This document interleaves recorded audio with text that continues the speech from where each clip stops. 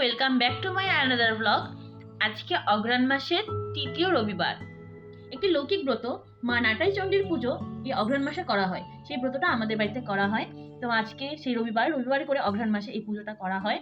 সাধারণত এই পুজোতে মেনলি লাগে 7টা কচু পাতা, 7টা দুব্বো ঘাস, দু সাইডে রাখতে লাগবে, একটা ছোট মাটি নদীর মতন করা হয়, আম পল্লব দেওয়া হবে, ফুল, তুলসী পাতা, একটু আতপ চাল।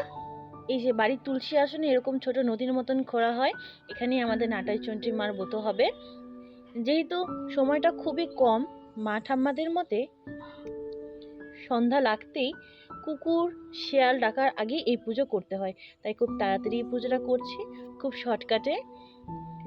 শুধু নিয়ম রাখার জন্য আলপনাটা আঁকা হচ্ছে। খুবই সিম্পল ভাবে একটু আলপনা দিয়ে নিলাম।